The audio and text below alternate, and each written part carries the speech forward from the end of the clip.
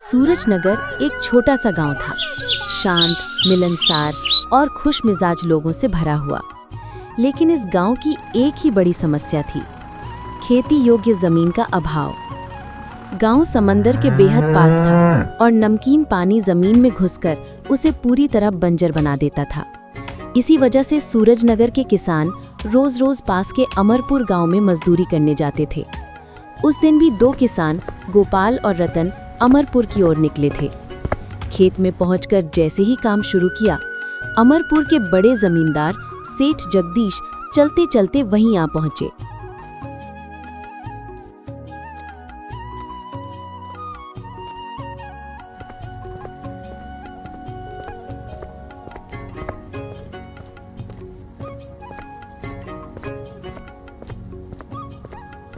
अरे ओ किसानों, हर रोज मेरे गांव में काम करने आ जाते हो, क्यों रे?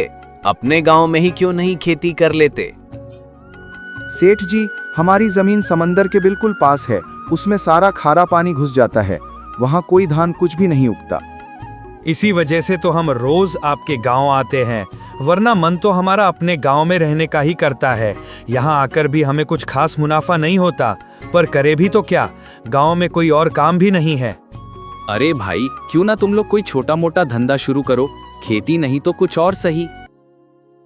सेठ जी, यहाँ तो 2 वक्त का खाना बड़ी मुश्किल से मिलता है, धंधा कहाँ से शुरू करें, पूंजी कहाँ है? सेठ बस सिर हिलाकर आगे बढ़ गए और दोनों किसान फिर से काम पर लग गए। उधर सूरजनगर में एक और किसान रहता था, शंकर, जिसे सब शंका कहकर बुलाते थे। वो भी किसान कहलाता था, पर असल में उसके पास न जमीन थी न खेती, बस नाम मात्र का किसान। उस दिन शंका अपने मित्र भीमराम के साथ एक बरगद के पेड़ के नीचे बैठा आसमान देख रहा था। शंका ने गहरी सांस ली और बोला, यार भीमा, ये जिंदगी कब बदलेगी? कब तक दूसरों की मजदूरी करते रहेंगे? अपने गांव में कुछ होना चाहिए। भीमा बोला, पर करेंगे क्या भाई? न जमीन है न पैसे, धंधा शुरू करने की तो औकात ही नहीं। पर कुछ तो करना पड़ेगा, ऐसे बैठे रहने से तो कुछ भी नहीं मिलने वाला। उसी समय सड़क पर एक ऑटो रिक्शा तेजी से आता दिखा। उसमें एक आदमी जोर जोर से चिल्ला रहा था,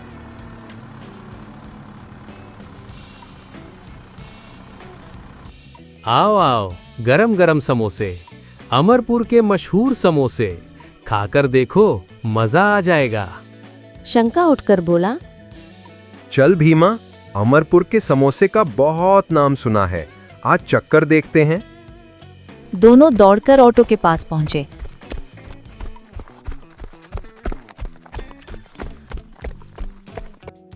दोनों ने समोसे खाए और शंका तो जैसे हैरान ही रह गया। अरे वाह, इतने बढ़िया, इतने चटपटे, क्या स्वाद है भाई। शंका ने अपनी माँ के लिए एक प्लेट पैक करवाई और खुशी खुशी घर लेकर आया। घर पहुंचते ही बोला, माँ, ये लो अमरपुर के मशहूर समोसे, जल्दी खा लो, गरम हैं। अरे बेटा, इसकी क्या जरूरत थी? कह देता तो मैं घर पर ही बना देती समोसे। शंका चौंक करा। सच में माँ, तुम्हें समोसे बनाना आता है? माँ मुस्कुराई। हाँ बेटा, तेरे दादाजी का पहले समोसे का ठेला था, मैं रोज देखती थी, तभी बनाना सीख लिया। शंका के दिमाग में जैसे बिजली चमकी। माँ, क्यों ना हम फिर से अपना समोसे का ठेला शुरू करें? माँ बोली, पर बेटा, उसके लिए पैसे कहाँ हैं?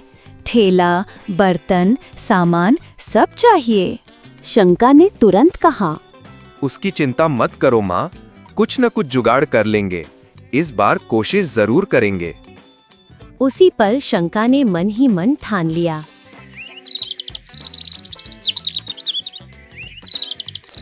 अगली सुबह शंका जल्दी उठ गया। रात भर नींद नहीं आई थी, मन में बस एक ही बात घूम रही थी। वो सीधे गांव के सेठ हरिराम के घर जा पहुंचा।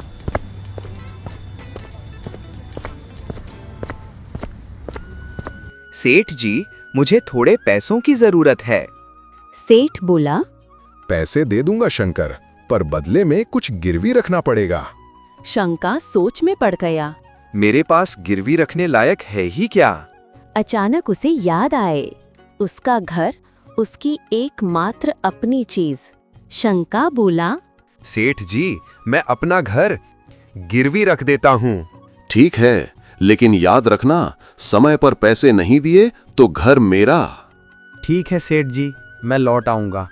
सेठ ने उसे पैसे दिए और शंका खुशी खुशी बाजार चला गया। ठेला, बर्तन, मसाले, आलू, जो जो चाहिए था सब खरीद लिया। घर पहुंचकर वो उत्साह से चिल्लाया, माँ देखो, सारा सामान ले आया हूँ। चलो आज से समोसे बनाना शुरू करते हैं। पर कोई आवाज नहीं आई। शंका अंदर भागा तो माँ बिस्तर पर लेटी थी। माँ, क्या हुआ? तबीयत ठीक है ना?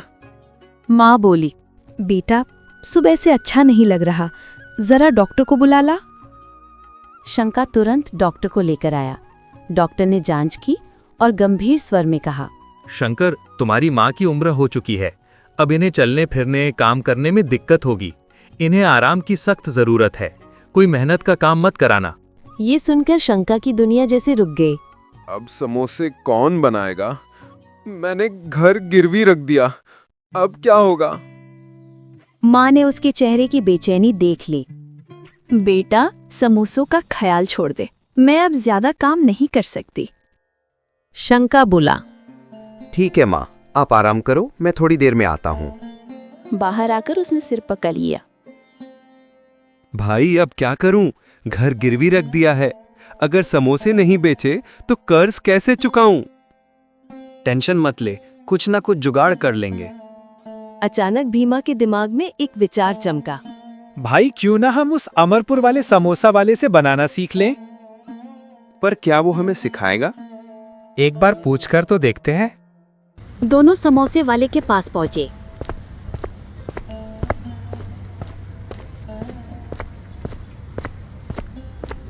भाई एक काम था, क्या आप हमें समोसे बनाना सिखा सकते हो?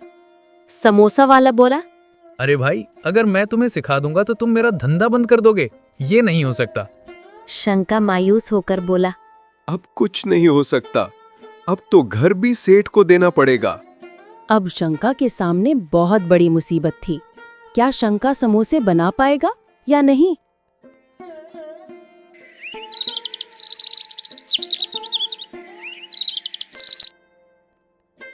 अगली सुबह शंका भारी कदमों से सेठ हगेराम के घर की ओर निकला। मन में बस एक ही बात, अगर पैसे वापस कर दूं तो शायद सेठ घर न ले। कुछ ही दूर चला था कि रास्ते में एक पुराने पेड़ के नीचे हलचल दिखी। वो रुका। वहां एक बूढ़ी अम्मा टोकरी में कुछ बेच रही थी और 2-3 ग्राहक लाइन में खड़े थे। शंका उत्सुकता से पास गया। उसने देखा टोकरी में छोटे छोटे समोसे सजे थे। शंका बोला, अम्मा, ये कैसे समोसे हैं, इतने छोटे? अम्मा बोली, बेटा, ये गरीब घर के चटपटे समोसे हैं, दिखने में छोटे लेकिन स्वाद में बड़े बड़ों को मात दे दें। तभी पास खड़ा एक ग्राहक बोला, सच कहते हैं भाई, अम्मा के हाथ के। अम्मा, एक प्लेट देना, मैं भी चक्कर देखता हूँ। 10 रुपए में 2 और 20 के 5 हैं, कितने के दूं? 10 के दे दो अम्मा। अम्मा ने छोटे समोसे पत्ते की प्लेट में रखे। शंका ने पहला कौर लिया और जैसे दिमाग खुल गया। अम्मा, ये तो अमरपुर के समोसों से भी स्वादिष्ट है, इसमें क्या जादू है? बेटा, जब खाने में घर का प्यार मिल जाए ना, तो हर चीज चटपटी हो जाती है।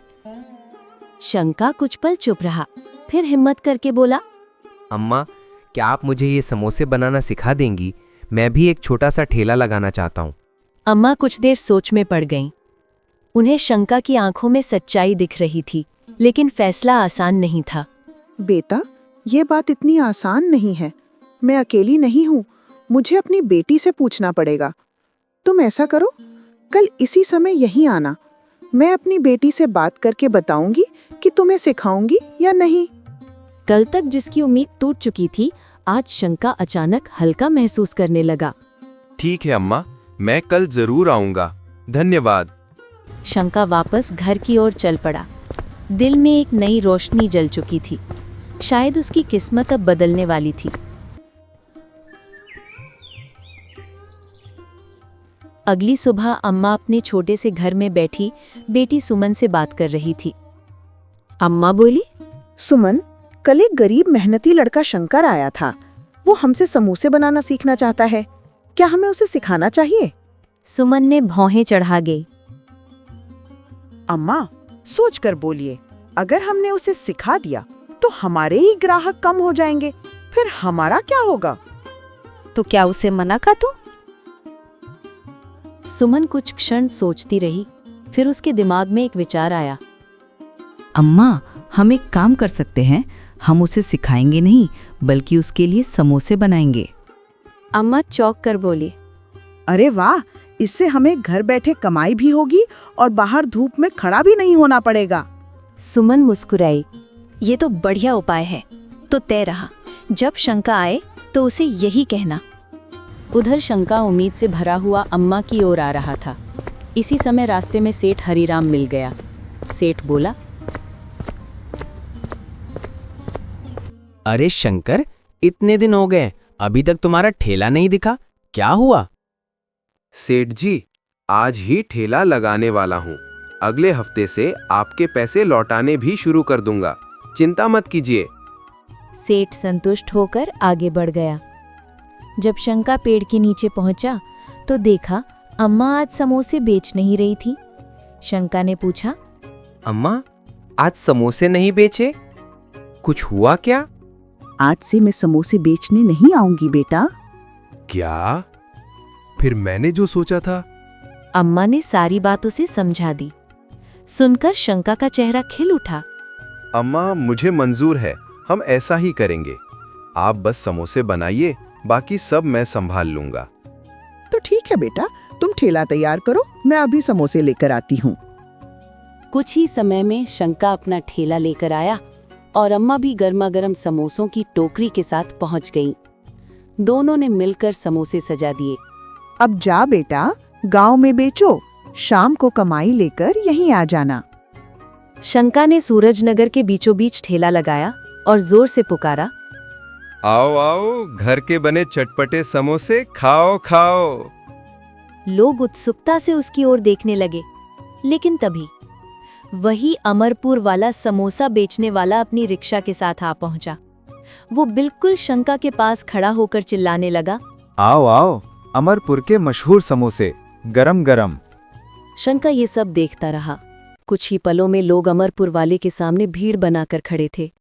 शंका निराश हो गया। मैं यहाँ कब से खड़ा हूँ पर एक भी ग्राहक नहीं, और ये आते ही भीड़ खींच ले गया।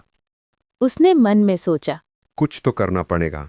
उसने हिम्मत जुटाई, गला साफ किया और जोर से चिल्लाया, आओ आओ, सिर्फ 10 में 2 समोसे, घर के स्वाद वाले चटपटे समोसे। लोग हैरानी से बोले, अरे भाई, 10 में 2 दे रहा है, चलो जरा चखते हैं। धीरे धीरे लोग शंका के ठेले पर आने लगे। पहला ग्राहक आया, फिर दूसरा, फिर तीसरा। थोड़ी ही देर में उसके ठेले पर भीड़ बढ़ गई और अमरपुर वाले के ठेले पर धीरे धीरे भीड़ कम होने लगी। शाम तक शंका के सारे समोसे बिक चुके थे।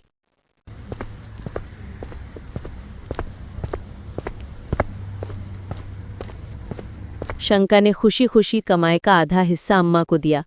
शाबाश बेटा, आज तुमने साबित कर दिया कि मेहनत कभी बेकार नहीं जाती।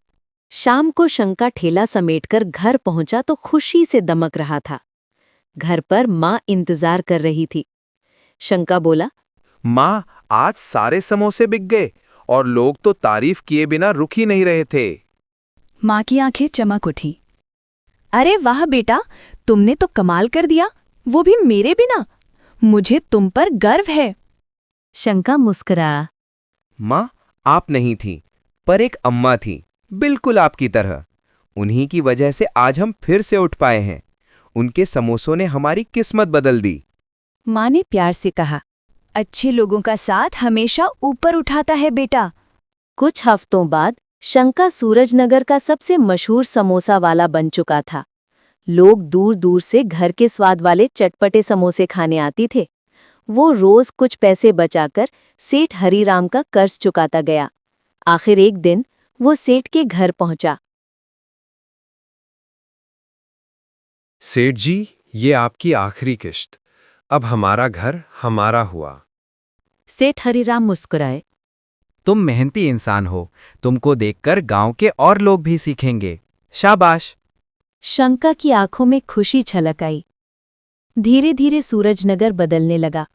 गांव के लोग शंका से प्रेरित होकर किसी ने पकौड़े का ठेला लगाया, किसी ने चाय की दुकान खोली, तो किसी ने दूध का व्यापार शुरू किया।